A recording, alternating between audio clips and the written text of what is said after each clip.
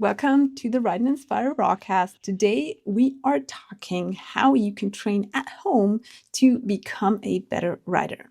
Because you probably think that getting better at mountain biking is about riding more, practicing skills, getting fitter, and maybe also doing some strength training. And yes, those matter. But often, and especially after 40, we're limited by something much more invisible, our nervous system. Because that's exactly where aging starts to show up first, in our balance, in our coordination, in our vision, and in our perception. The good news is all of these are extremely trainable. And that's actually why mountain biking is one of the most underrated anti-aging tools if used wisely and if not just used as an adrenaline sport.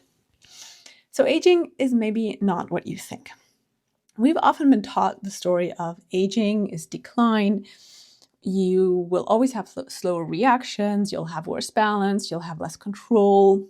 And there is some truth to this, but actually neuroscience paints a very different picture because your brain doesn't just wear out, it actually adapts to what you stop using. So most age-related decline isn't just biology, it's underuse. We stop using these things, we stop training them because we often think aging entails inevitable decline, or we just need to become more cautious, or we just think, oh no, I'm not going to train my balance because I'm really bad at it and I'm just going to look stupid. I'm not a kid anymore. So we stop doing it. And of course, if we stop doing things, we are not going to improve at them. We're probably going to get worse. And that's why riding often starts to feel less stable. It starts to feel more scary. It kind of starts to feel more unpredictable. And not because we're getting old, but because our brain is losing precision. So why does this matter for mountain biking? Well, mountain biking isn't just a strength sport. Yes, you have a lot of advantages when you're stronger, but actually it's a coordination sport under pressure. We need to constantly adjust balance. We need to process visual input pretty quickly. The faster we go, the better our visual input processing needs to be. We need to react to terrain that changes, and the same trail can be completely different when it's wet or when it's loose than it is usually. So we need to always adjust our predictions. We need to control pressure through micro movements in our body, all this in real time. And here's the problem. Most riders do train the output, so the trails, and they ride a lot, but they neglect the system that produces the output, the underlying system, which is mainly our nervous system.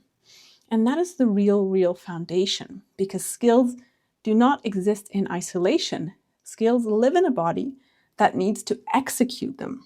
And that's why I often see the pattern that riders ride a lot, but they're not really improving. Or worse, they say, I feel like I'm getting more cautious every year.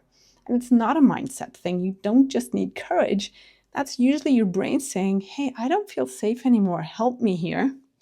So today I have 3 overlooked exercises, simple exercises that directly improve your riding that you can do in your living room. These are not classical fitness exercises. These are brain exercises for better riding. The first one is single leg balance drills. It sounds very simple. It's actually not, because balance is one of the first things that declines with age if we do not train it. And it directly affects slow speed control, technical climbing, chunky downhills, switchbacks. There's even research showing that if you cannot stand on one leg for 10 seconds, then your long-term health risk increases. So now think about mountain biking. If you can't balance on one leg in your living room, what do you think is going to happen on a chunky downhill that forces you to slow down, or on a technical uphill where you cannot just muscle through because maybe you don't have the strength? Are you going to feel safe there? Probably not, right? So how to train it? 2 minutes of single leg stands per day. You can break it up if needed, because 2 minutes is a long time, but accumulate 2 minutes per day. And stay near support at first. And a progression would be close one eye, then both eyes, tilt your head, either with open or closed eyes. And of course, you can add a task like counting backwards, because mountain biking isn't just about balance. It's about balance plus thinking, plus processing, plus reacting. So the more tasks you add, the more you're actually training for the bike. And if you want to start a free on-bike balance course, check my track stand challenge below. The second exercise is vision training. Very, very many riders and coaches underestimate this completely, because when I work with riders, I will often see it's not only the skill that is causing the rider trouble, it often is their hand-eye coordination, so their ability to process the visual information fast enough. So your vision is not just about seeing, it's also about timing, it's about line choice, it's about anticipation. And here's what happens with age. Your ability to quickly switch focus between near and far declines. And yes, your eyes will get worse with aging. I'm not saying that you can revert everything just by doing these exercises, but yes, you can train your vision, and yes, your vision can improve even at age, which then means you can react faster, you feel less rushed, and things start to feel less chaotic, and your line choice improves. So here's a simple drill. Stretch out your hand in front of you and focus on your thumb. Then focus on something far away.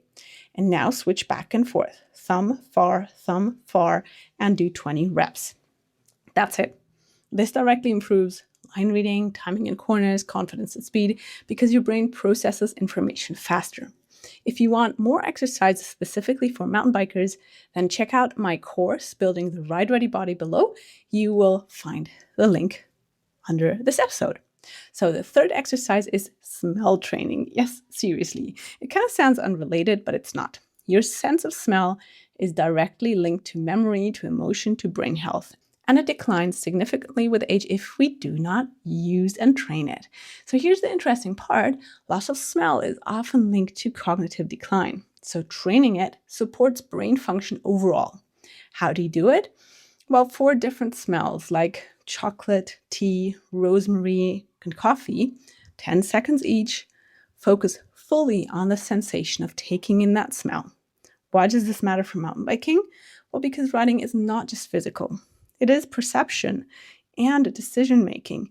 And your brain, training your brain, trains everything you do on the bike. A sharper brain means better decisions, calmer reactions, more confidence. Here's the takeaway most riders miss. You don't just lose skills because you age. You lose skills because you stop training the systems behind them. And those systems are your balance, your vision, your coordination, your perception. And this is exactly why I always say the faster you want to ride, the slower and more intentionally you need to train. Go slow to go fast, because that's how you build real control in the underlying systems. So if you want to ride well, at 50, 60, 70, or even 80, don't just ride more. Start to train specifically. Train your brain.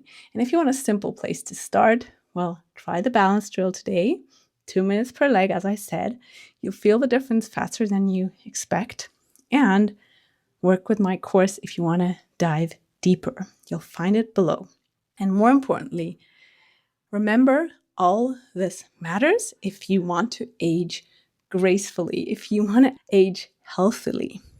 You're actually building a healthy body and a healthy brain that will help you in many aspects in life. Support this podcast to keep it value-focused and ad-free by buying me a coffee or supporting me on a monthly basis over on Patreon. And if you'd like to work with weekly follow-along drills that go way beyond this, check out the course below. Pay once, keep lifetime access with several levels and a structured 6-week program that is designed to be repeated. Thanks for sticking with me till the end. Goodbye.